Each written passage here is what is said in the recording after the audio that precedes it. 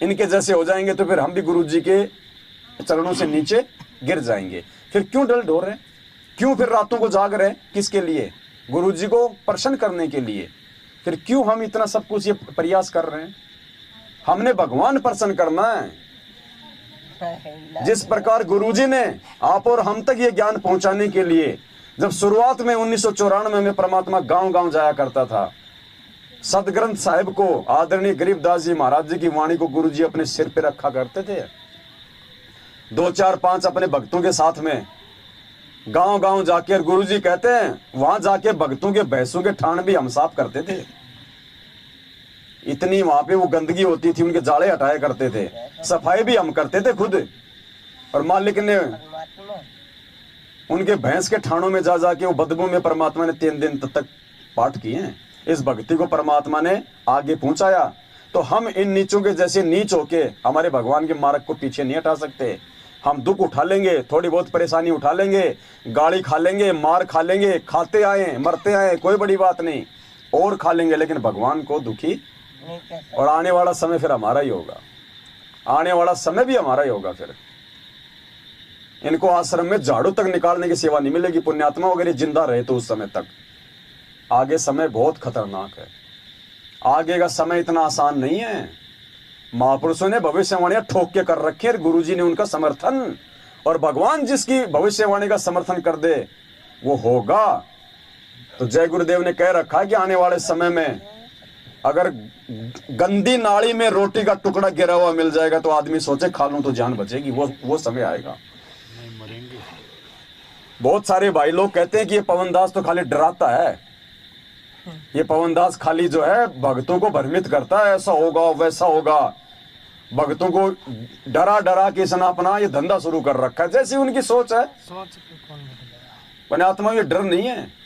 गुरुजी कहते हैं चोर चोरी करने जाए, कोई कह दे भाई पकड़ा गया तो देख ले, फिर पिटाई भी होगी, जेल भी होगी, और वो कहे ना ना ये तो ऐसे डरा रहे हैं। डरा नहीं रहे, वो हकीकत बता रहा है। वो डरा भी रहा है और वो हकीकत भी बता रहा है। तो पुण्यात्मा दास को झूठ नहीं बोल रहा, ये हकीकत है जो गुरुजी ने बताई है, जो गुरुजी ने समर्थन किया है। भूखमरी फैलेगी सबसे।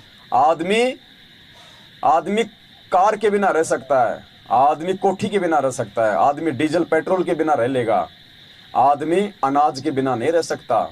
भूखमरी इतनी भयंकर आएगी, आप देखना, नानी याद आ जाएगी। वो चौवनिया जो अकाल बताते हैं ना हमारे बुजुर्ग उसका भी बाप आएगा, देखना। भगत जी थोड़ा सुनो, है ना, बाद में कर लेंगे, खूब समय अपने को। लास्ट में जयकारे लगाएंगे परमात्मा के, जिस काम के लिए आए पहले वो कर ले अपने, है ना। आज श्रीलंका में देख लो क्या हो रहा है, जाओ श्रीलंका में देखो। श्रीलंका का राष्ट्रपति प्रधानमंत्री श्रीलंका छोड़ के भाग गया, समुद्र में पानी के जहाज पे बैठा है। राष्ट्रपति और प्रधानमंत्री के मकान में वहां की जनता घुस गई, छतों पे उसके स्विमिंग पूल में नहा रही है।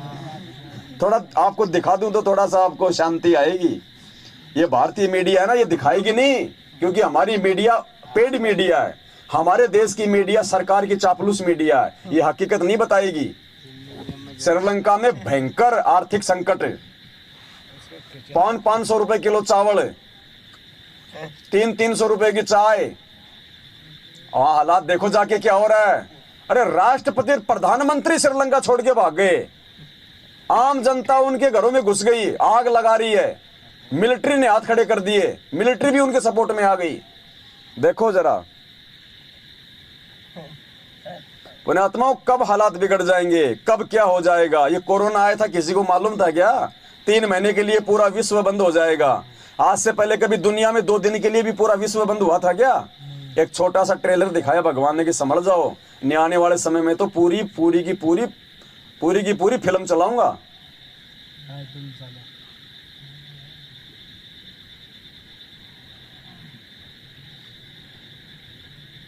एक छोटा सा वीडियो दास आपको दिखाना चाहेगा ताकि आप लोगों को मालूम चले। ये आज का वीडियो है। आपातकाल जिसकी कोलंबो बेहाल, श्रीलंका में आपातकाल जिसकी तस्वीरें लगातार आप देख रहे हैं। न्यूज 24 पर नॉन स्टॉप कवरेज लगातार जारी है। आसमान से निगरानी रखी जा रही है हेलीकॉप्टर के द्वारा, लेकिन नीचे सड़क पर श्रीलंका के लोगों का उग्र प्रदर्शन हो रहा है।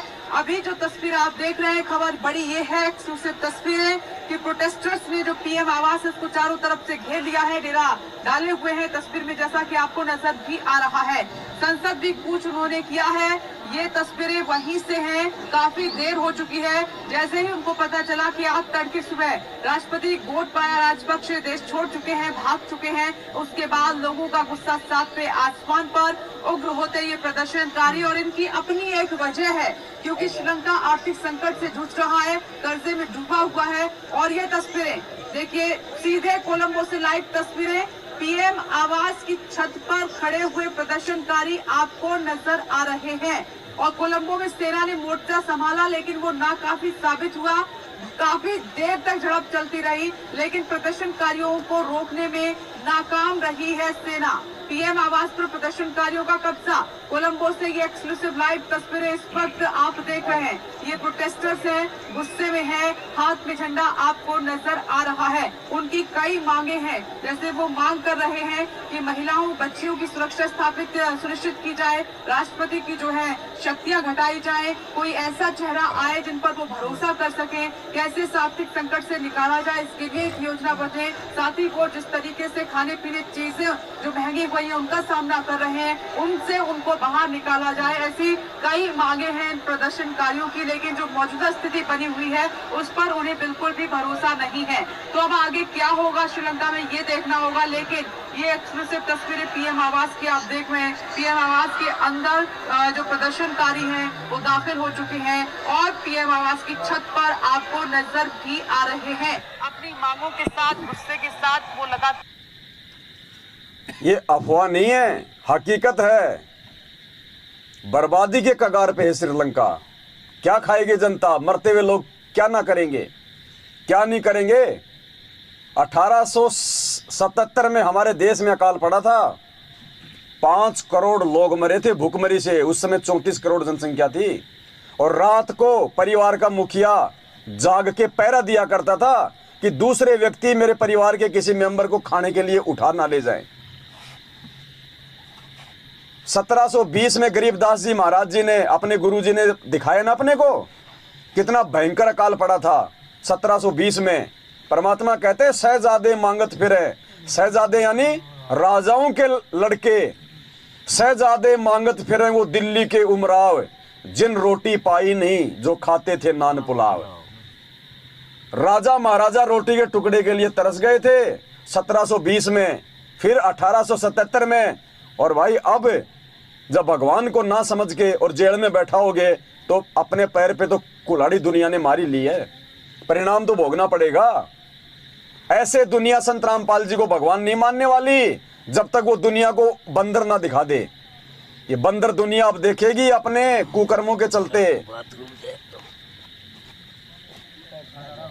दास का मकसद किसी को डराना नहीं है, हकीकत बताना है।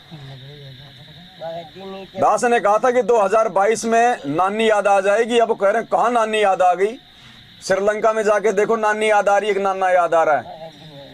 यूक्रेन में जाके देखो, रूस और यूक्रेन की लड़ाई छिड़ रही है, पूरा यूक्रेन बर्बाद कर दिया। वहां जाके पूछो जिनकी 1-1 करोड़ की कोठियां थी, आज वो प्लेटफार्म पे सो रहे हैं, खाने को दाने नहीं मिल रहे। उनसे जाके पूछो नानी याद आ रही है, एक नाना याद आ रहा है। कोरोना के समय हजारों लाखों लोग मरे और हजारों के संख्या में संत रामपाल जी के भगत मरे जो मर्यादा में नहीं थे, जिनको 7 साल से हम समझा रहे थे। समझाते समझाते भी जो नहीं समझे, अकाल मौत मरे। वो कुत्ते वाली कोरोना में ऑक्सीजन की कमी से दम घुट घुट के, भगवान का भगत और दम घुट घुट के मर रहा है और भगवान उसको नहीं बचा रहा, तो दुनिया को क्यों बचाएगा आने वाले समय में। जो हजारों भगत मरे जो कोरोना में, उन भगतों के घरों में जाके पूछो नानी याद आ रही है कि नाना याद आ रहा है। अफगानिस्तान में जाके पूछो, काबुल में नानी याद आ रही है कि नाना याद आ रहा है। वहां का राष्ट्रपति छोड़ के भाग गया था देश। आम जनता का क्या हाल हो रहा है वहां पे, वहां जाके पूछो। और ये बिजली कब हिंदुस्तान में गिर जाए, लिखा हुआ है क्या? कोई एग्रीमेंट कर रखा है कि यहाँ सब कुछ ऐसा ही चलेगा? यहाँ तो सबसे ज्यादा आग लगेगी, क्योंकि भगवान को दुखी यहाँ के लोगों ने किया है। तो लोग कहते हैं ना कि ये तो ऐसे डराता है कि 2022 में ये हो जाएगा। लो जी, 2022 तो आधा निकल गया। तो तुम तो कल को परमात्मा पे भी उंगली उठा दोगे, तुम तो कल को गुरुजी पे भी उंगली उठा दोगे। 2008 में गुरुजी ने कहा था कि 2-4 साल में ये नकली संत, गुरुजी ने कहा था देख लेना पुण्यात्माओं, 2-4 साल में ये नकली संत या तो देश छोड़ के भाग जाएंगे या अपनी कोई राजनीतिक पार्टी बना लेंगे। तो 2008 में कहा था, 2-4 साल का नाम लिया था, यानी 2012, आज तो 2022 हो रही है, 10 साल ऊपर निकल गए। ना तो वो नकली संत देश छोड़ के भगे, ना उन्होंने राजनीतिक पार्टी बनाई। तो तुम तो कल को गुरुजी पे भी उंगली उठा दोगे कि गुरुजी तो झूठ बोल रहे हैं। अरे 2-4 साल का मतलब है आने वाला समय।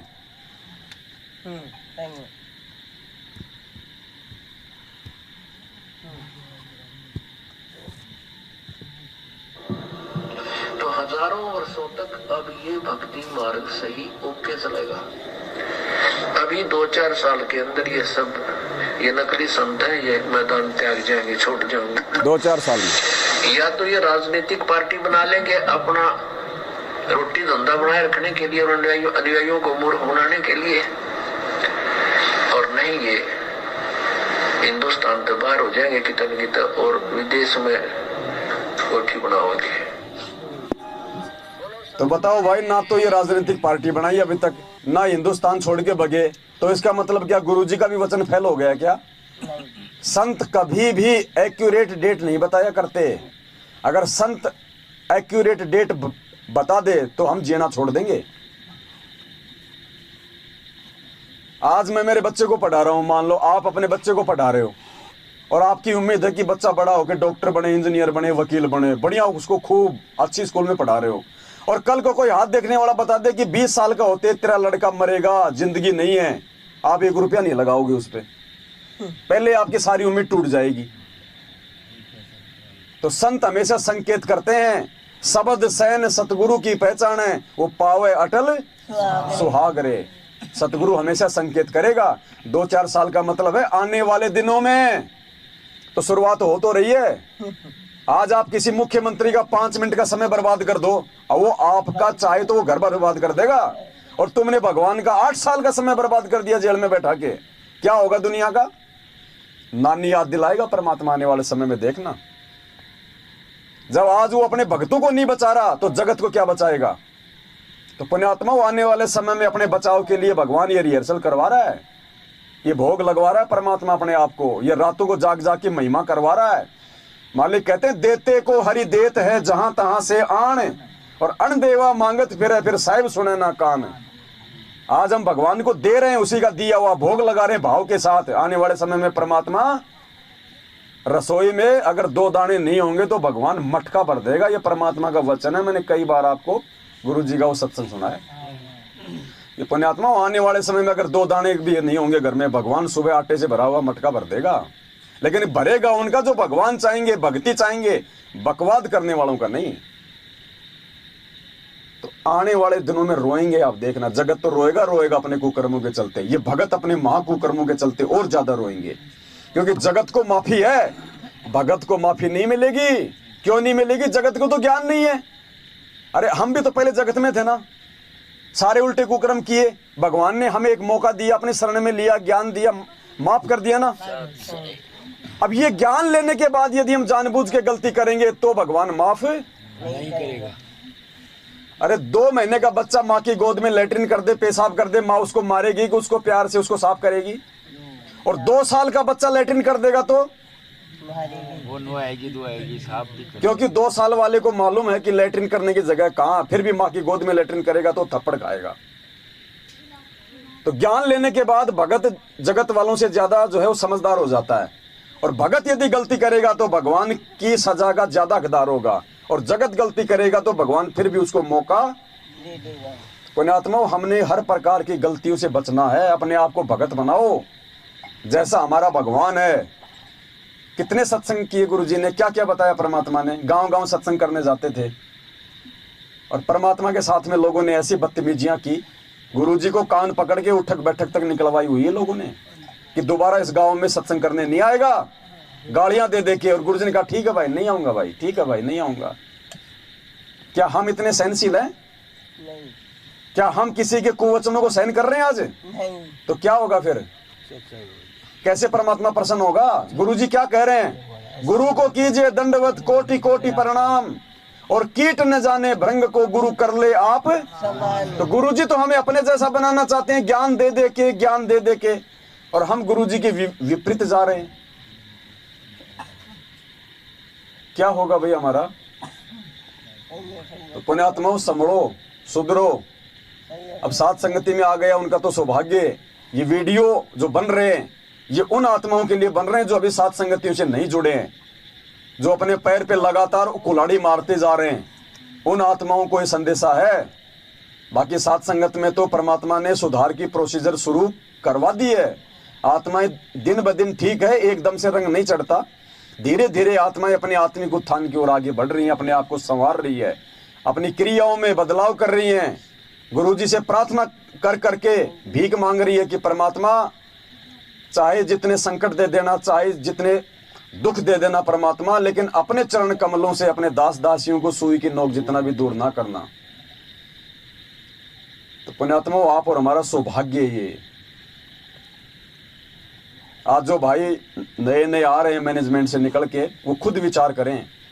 आपने वहां भी खूब जा के आपने सत्संग सुने होंगे। क्या आपको ये बातें वो सुनाते हैं, बताते हैं वो कभी इस प्रकार की बातें? अगर आप समझदार हो गए तो उनका धंधा कैसे चलेगा? उनका धंधा कैसे चलेगा अगर आपको ये बातें वो बताएंगे तो ज्ञान आधार वाली।